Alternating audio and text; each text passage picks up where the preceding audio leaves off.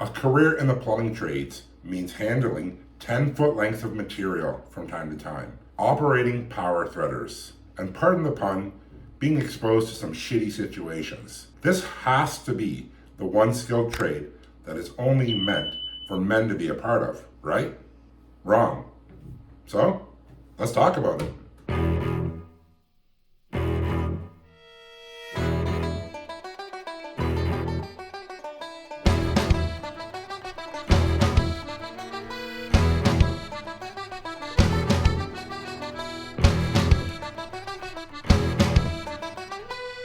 My guest today has experience in commercial, residential, and maintenance settings.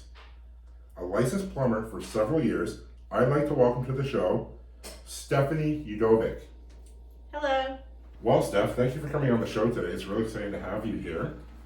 I really wanted to cover your story for quite a while as a female plumber in the trades. And as a bonus, I know you're a huge Pokemon fan. So what we'll be doing on the show today is decorating some Pokemon donuts. No way. Totally. That's really exciting. I was wondering what these little ears were for. Out of 144 skilled trades here in Ontario, you chose that of a plumber. What about this field caught your attention? I was really fortunate in high school that I was approached by my guidance counselor, and they offered me a course where I can literally have a list of trades, pick from those. I was sitting in her office. She asked me which trade I wanted to be in, and I was like, you know what? I don't know much about plumbing. I always wanted to understand when you turn a tap on, how does this happen? When you flush a toilet, what's going on? Right. Where does it go? So it was interest.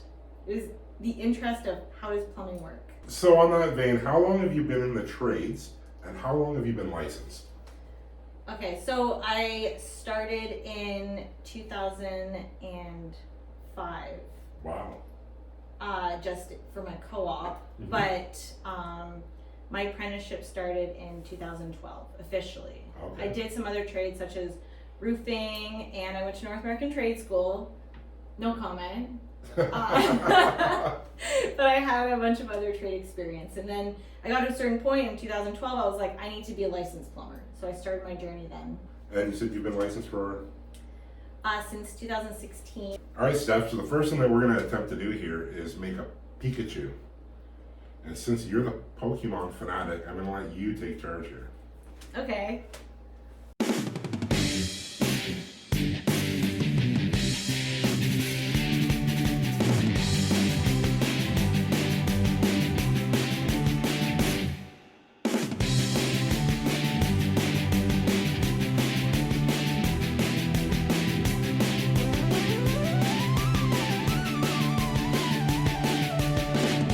I wish you guys could see how cute these are looking. A cool point that I was given when I was first starting out, like when I was very young, like probably 18, 19, is that plumbing doesn't have to be one way. Right. Like there's a code, and I'm sure every trade is like that. But like when you plumb, you can plumb several different ways and it's still to code. So it's like whatever your jam is, you know? Right. And it's like your creative talent coming forth within this trade. It's a beautiful thing. And here we are making donuts. Yeah, and you have risen Pokemon years, which is your jam, I guess. What does a typical day at Donaldson Heating and Cooling look like for you, Steph? It's hard to say typical because when it comes to service plumbing, there's all sorts of things that could go wrong in your house. I would say we can break it down to like a week, maybe. Like, what does a typical week look like? We get a couple drain calls. We'll get a couple calls to replace a tap. Yeah. Or like a cartridge is leaking out of a shower or a sink. We're making Gengars right now, by the way. We're dipping purple. Yeah, I mean, when it comes to plumbing in your household, there could be so many issues that you need to fix and repair. So you can't necessarily say that you know what a typical day looks like. And we also have a renovation division as well. So I could be helping out with the renovation. I could be setting a shower base. Yeah. Or like repiping some drains. And there's lots of houses out there that aren't necessarily piped to code, to our current code. Really? Oh yeah, for sure, because the code changes. Has the perception of women in trades changed since you first started? Absolutely. I'm pretty old, so I've been around for a while and I've seen quite the development of women in trades being pushed. Mm-hmm. And definitely more females in the trades lately that I've seen. Right. I think that there's been more exposure, maybe, and social media has helped as well. Just being like, hey, girls, you can do it. Because, like I said, my guidance counselor helped steer me in the direction of, hey, trades are a potential thing. And when she told me that, I'll be honest with you, I was like, I could do that. I thought that was a guy's job. Right. So I think social media helps out a lot in that department. I think a lot of guys are accepting and not like guys need to do this, girls need to do that. I feel like in every aspect, even like something like nursing or being a doctor, like you see more female doctors or like more male nurses. It's like it doesn't matter your gender, just That's it. do what you want to do that makes you happy. All right, Steph, we're going to jump into the third Pokemon that we're going to make here. And which one is this one going to be? Jigglypuff. Jigglyguts. Perfect. Let's talk sisterhood, Steph. You've crossed paths with other women in trades before. Is there some kind of unspoken bond when you see another woman on site? Yeah, I mean, there definitely is because you are able to connect with them in a way that other guys don't understand. Because girl to girl, you know that you're kind of a minority. Mm-hmm. So, in my experience, I feel that, I'll use JMR as an example. There was a girl that worked at JMR. Okay. Younger than me, a little further ahead in her apprenticeship, and she was always willing to talk to me about things and explain things. And great girl, great plumber. She's definitely inspiration to me, and there's definitely a connection that we have there. But regardless of anyone's gender, it's all about the bonding you have as your fellow tradesperson, fellow brother working in the trades, or fellow sister. Mm-hmm. And there's some great people out there in the trades, so you can't just say it's like girl or guy, you know? It's just whoever you connect with. Exactly, for sure. There's no question about that. And you meet a ton of different personalities while you're working in trades. And I've made a lot of really good friends over the years working in trades because of that. You've worked at a traveling company, which is JMR. We've already mentioned that a couple times. I'm wondering if you can share some memorable travel experiences while working in the trades. Yeah, JMR was a company that I worked for where we did go out of town. And I actually only went to one place technically out of town. And it is a great experience to be able to, work the whole day, try to manage whatever kind of work you have to do, come back to the hotel together, and also like form a connection. And those moments are really great when you really get to, be out there learning your trade and just being away from home, living with my parents at the time. It was a good time. You faced adversity over the years. What made you stick it through? Yeah, actually, one time I felt like I was dead set on quitting. And I'm like, I don't want to do this. I wasn't licensed at the time. And when we worked at Cambridge together, that one sprinkler fitter, she had blonde hair. Right. She gave me so much inspiration to keep going. There's many reasons why, but I just thought about that one moment because I kind of mentioned it to her. I was like complaining and she was like telling me how valuable it is. And then it was like, man, here's this girl, same place as me, wearing the same big boy clothes that I have to deal with because they have no clothes that are meant for females. Did you know there was an announcement today by the Minister of Labor that they need to start supplying employees with proper fitting clothes for women and equipment?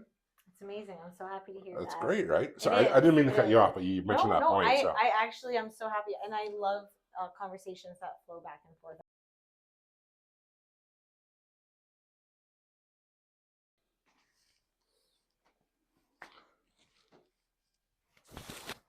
We're back with the bonus round.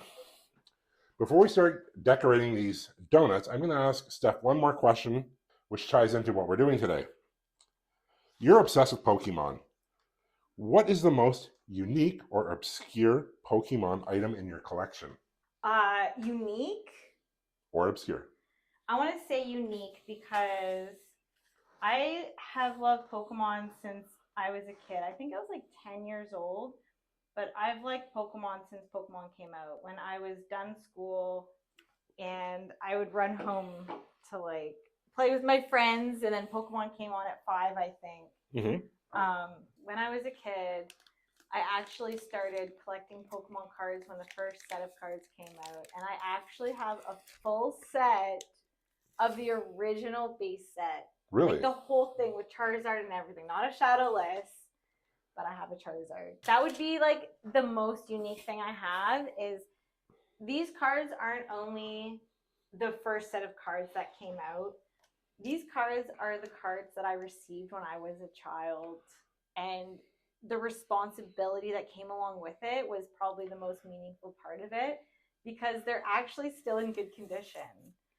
And I'm so proud of myself for that. So it's nostalgic, it's valuable, and I still look at my Pokemon card collection to this day and just get so excited. Like, these are my cards. These are my guys. Chef Steph, right here. Our mics died because we were so busy chitter-chattering, so now we have to re-film some of this segment. Steph, you're an avid gardener. Give me 3 tips for success as an aspiring green thumb. I would love to. Well, great. This is perfect. Just like any house, it all starts with a good foundation. Okay. And I'd say the foundation to any good plant, vegetable, or flower is your soil. So soil's number 1. Absolutely, yeah. And then sunlight obviously matters for photosynthesis. Okay. And watering, making sure it gets the right amount of water. So I've been doing it all wrong this whole time. No, you're fine. That explains a lot to me. If you could reach one young woman today considering a career as a plumber, what would you say to them? Don't do it. Steph, if you could reach one young woman today considering a career as a plumber, what would you say to her? You know what? Hats off to any female that wants to enter any trade who has the balls enough to try to do things with their hands, to be exposed to a majority men. Like, do what you feel is best for you. But if you're considering the trades as a female, I'd say do it. Why not? Try it out. See what happens. Because in the future, you're always going to be valuable. And if you have your own house, you can fix your own stuff. So just go for it. What needs to change to encourage more women to enter the trades? Well, I wouldn't say much needs to change right now because recently I've been seeing a lot of social media directing women to try to consider the trades. So maybe 10 years ago, I would say social media needs to bump up their ads for encouraging women. But right now, I'd say, I would say it's a good environment for females seeing those opportunities more so now than ever. I have to agree. There's more women present advocating for the trades than I've ever seen in my entire life, and I think it's amazing. As most people know, I'm part of Kick-Ass Careers, which is predominantly a female-based trades organization that promote the trades to youth. So shout out to Kick-Ass Careers. Women out there are doing amazing work spreading the news about these trades and how lucrative they are. The one thing we really didn't touch on this entire interview was Donaldson Heating and Cooling. And I'm just wondering if you could speak to Jamie Donaldson and his wife Anna and what it's like working at Donaldson Heating and Cooling. Yeah, absolutely. I'm so honored to be a part of the community at Donaldson. It is a family-run business where I feel that they actually care about me as an employee.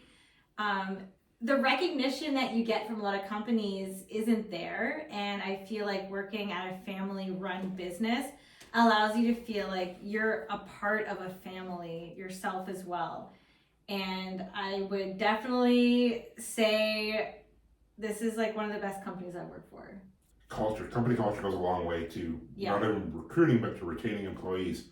Jamie's actually a really good friend of mine, and I've never heard a bad word about Jamie Donaldson. He gives back to the community, he cares about his employees, he treats them like family. One day I'm going to have Jamie on the show. We've actually had a few discussions, so it'd be nice to sit down with Jamie and talk about his experience. But big shout out to Jamie Donaldson and Donaldson Heating and Cooling and his wife Anna and the whole company and the staff. They're phenomenal, so props to you guys. It's time for donut reveal. Because our microphones died through our shoot here, We've kind of already sampled our donuts, but they're not completely unsalvageable. So this is our Pikachus. Mine looks mildly concerned. Steph's looks very happy. But mine's having anxiety at the moment, apparently. Mine looks like he left his kid at the bus station, but they still look pretty good. So we'll show you the other two. This is, help me with this one again. Jigglypuff. Jiggly Guts. Jigglypuff. Jigglypuff. Another mildly concerned one on my end. How does yours look?